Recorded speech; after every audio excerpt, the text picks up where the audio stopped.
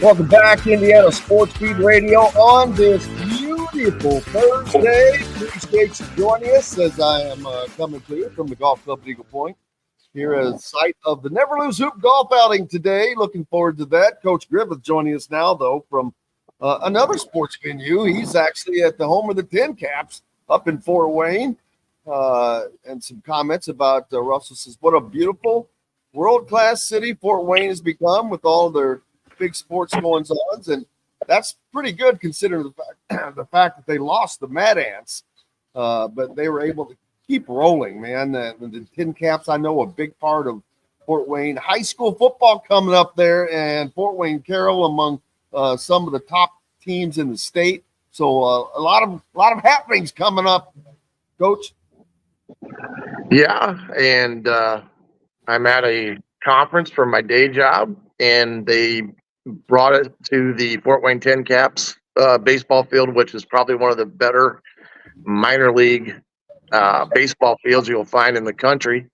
And on top of that, Fort Wayne's a great sports town, especially in that lower tier of development with the Tin Caps, as well as, of course, the Fort Wayne Comets, who are a very well known and respected hockey club. So fans of all of them. And yes, tomorrow night, or the Carroll Chargers take on Hamilton Southeastern, and I will be there as the color commentary on 1380 The Fan, and we'll start with the pregame show at 6 o'clock.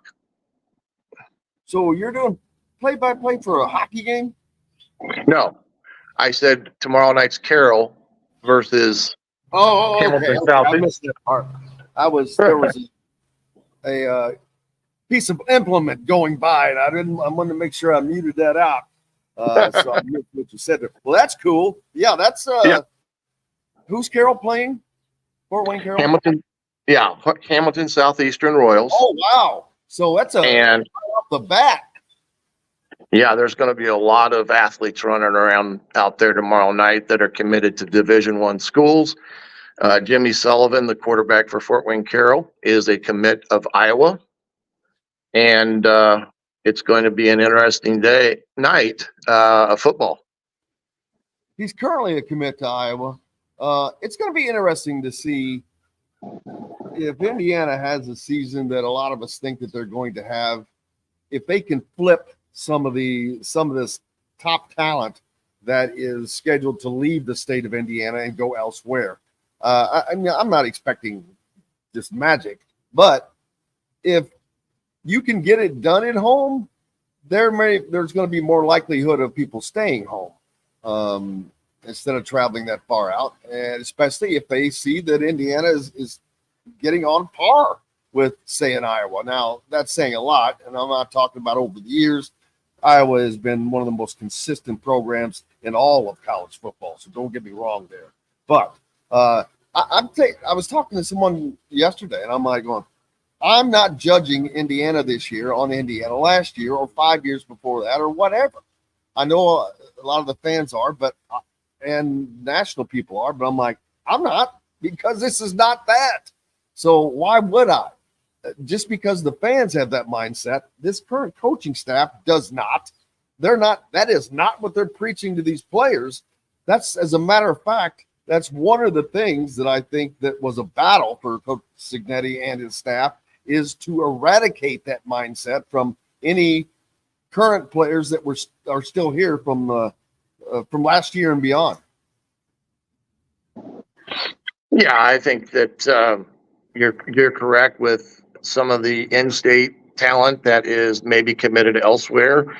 If they can have a good showing this year and showing that the program is in the right directions, like we believe it is, it's one of those things that could ultimately catapult them into the living rooms of kids that are committed elsewhere, with a chance to flip them back to Indiana. So it remains to be seen what's going to happen there. But I think we all believe that Coach Signetti and his staff have a plan, and they're working that plan, and they expect results. And if they get those results, then there'll be opportunities to do exactly what you said. Absolutely. And just like Jesse here says it's just over a week away from the season opener, and he's never been this excited for Indiana football in all of his 35 years. And I think that is the thought for a lot of people, but a lot of fans, especially if they're older fans, they're trying not to let themselves get excited.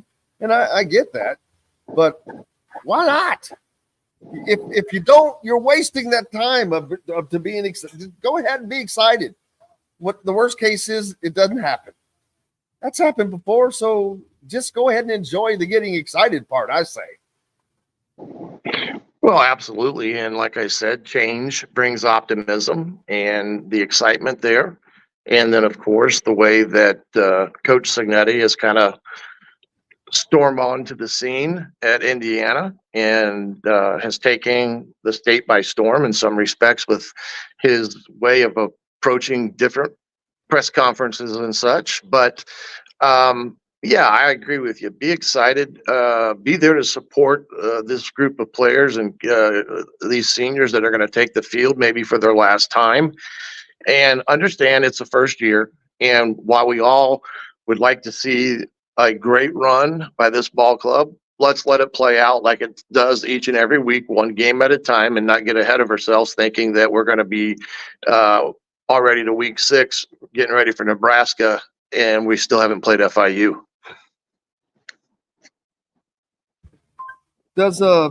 Is it Florida International? Yeah. So, yeah. Although I wonder, will Pitbull travel with Florida International on their trip up to Bloomington? I would say that the moms and dads of Florida International will, and whatever contingent they bring from. Now, do you know who Pitbull is? I'm sorry? Do you know who Pitbull? Yep. He got the naming rights to their stadium. Yeah, so I'm wondering if he'll travel with them. Well, you know. Well, he may. You just never know. And yeah, I saw that a couple of weeks ago that he was able to do that for a very reasonable price. And hey, it's a good way to put money into that NIL pot that we're all hearing about now. And he's got those naming rights, but more importantly, FIU's got the money to work with different things they want to do with their athletic department, and pretty smart move by them. Yeah, and I'm a little surprised that Indiana hasn't done that. I mean, that they long ago put a tag on Assembly Hall with Simon Scott after that $40 million donation. And so I'm surprised with all that needs to change at Memorial Stadium, as far as basically needing a new press box is the biggest thing that they need. Mm-hmm. But there are tons of things that are going on that are going to be changed. You're going to miss out Monday. We're going to do the show from there, but that's because afterwards they're taking us through and showing us all the new the food items that the fans are going to have access to, and all the new game day experiences. So we'll get to see all that, and I'll bring it to everyone here on the show. But yeah, you're going to miss out, brother. I'm looking forward to the new food. You would think if they're going to show it to us, they're going to bring out the goods. They're going to make sure stuff's done right. Well, I'll be watching the show and any video that you are able to post to get the best seat in the house on that day that I can enjoy from far away here in the northern part of Indiana. I'll savor the food for you. Let's take a quick break. Actually, Nick, where are we on breaks? I'm kind of lost because we got started lost. But we could go for about, honestly, 10 more minutes until another one. Cool. We'll do that. Coach, Indiana right now, we're just over a week away from the season starting. Where are they in as far as putting things together, getting things lined up, scheme, all of that? Well, I would say right now their installation is all but in, that they wanted to get in for camp. I would imagine they're just now fine-tuning their first and second units as well as those backups. And I would probably look for them to run another scrimmage more controlled, but would be more of a dress rehearsal of what occurs on game day with this group, because they've never been through a game day with Coach Signetti. And my guess being that Coach Signetti is an A to Z guy, he's going to have something that, perhaps emulates what it's like on game day and what he expects, from arrival time to how do they go for a team breakfast and things of that nature, because you want to make sure that everybody's on the same page, but you also want to get your units defined on the field as it pertains to communication, substitutions. So all the things that, are I's dotted and T's crossed when it comes to game day. So that would be my guess. I would imagine they will break camp here probably maybe Friday or Saturday and start game preparations, if they've not done already, for FIU heading into next week. And so how long does total installation take? Is this a complete season-long process, or, is this done 3/4 of the way through the season and then you get to just work on everything? But is there a point where you ever get to stop installing and just work on what you have? Yeah, and I would assume that the installation process is done, that they're fine-tuning what they've put in and making sure their personnel groupings are what they want to be. Anything special that they have arranged for each and every week is understood. Communication is understood with the new helmets and communication devices that the coordinators will utilize. So installation wise, I would say they are completely done, and they're just looking forward now to getting into game week. Well, and I mean, though, with the complete offense, how long does it take to install the complete offense? Because we know they're not going to show a lot in the first game or two, but did that installation, is it continued? Is it stopped at that point? Yeah, I would say they've got all their base stuff in offensively and defensively that they can then grow from there for each and every week on terms of what wrinkles they will put in. But I would imagine they are well beyond that part of it since last Saturday at their last scrimmage. So this week, I would see it as a review period to go back through things that maybe they want to address before they get into game week. But I would say from a base standpoint, they've got all their basic offensive philosophy and defensive philosophy in.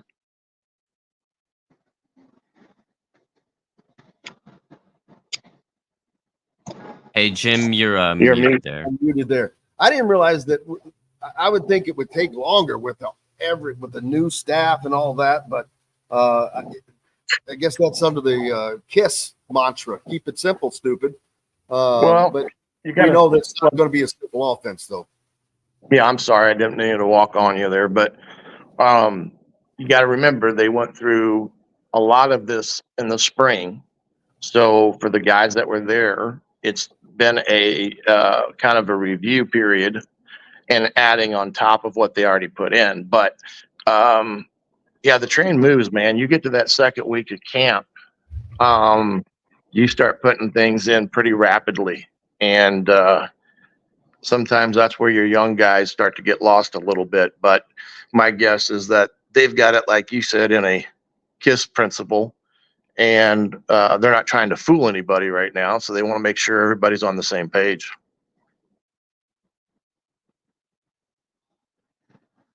I was hoping you would expand on that while I had some noise behind me. Oh, okay. Well, what do you want me? Well, what I was going to say is, from an offensive perspective, you're going to have all your personnel groupings, 10 personnel, 11 personnel, 12 personnel. And what I mean by that, on 11 personnel, that's one running back, one tight end. 12 personnel is one running back, two tight ends. So they're going to have all those implemented and understood. Who are those guys that are in that specific group?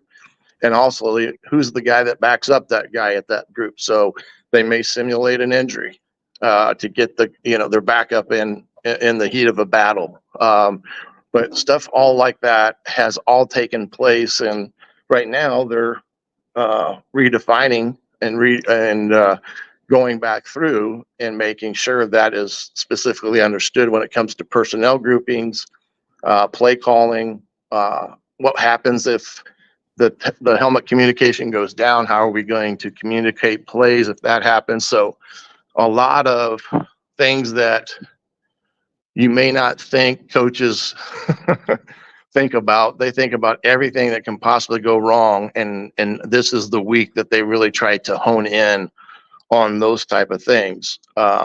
So it's a lot of stuff in a short period of time, but this is a time that they get their full attention for football for the better part of 18 hours a day. Absolutely. And there's a bunch of new things that are coming this year for IU football fans, from the game day experience. The Levi Restaurants is now in charge of the food, which they are kind of the premier in that business around the country. So you should see a change in that service. I think that they still try to upgrade some of the concession stands, and they've added so much more with the ability of local flavors. Buffalo's, Aver's Pizza. You've got Upland Beer, of course. I'm trying to think of everything that's being added just off the top of my head. It's a lot. Then you've got B-Town Boulevard that has been added. The walk has been changed. So they're trying to create an atmosphere, but you have to have that. You have to go along, even if you have good football. There has to be an atmosphere. And while tailgating in Indiana is okay, trust me, people, if you go to Michigan State or, heavens forbid, Michigan or a place like that, or some of these other more football known schools, the tailgating is unbelievable. But looking forward to it. Buddy, appreciate you as always. Thank you, partner. I appreciate you, and you're right. They're creating an atmosphere that the fans should thoroughly enjoy, as well as those student body there on Bloomington's campus. Now it's time, like they say, to fill the rock. Absolutely. Coach Griffith, appreciate you, brother. We'll see you next week. You too, partner. All right, buddy. Shannon Griffith joining us here on Indiana Sports Beat Radio on this beautiful Thursday. Up next,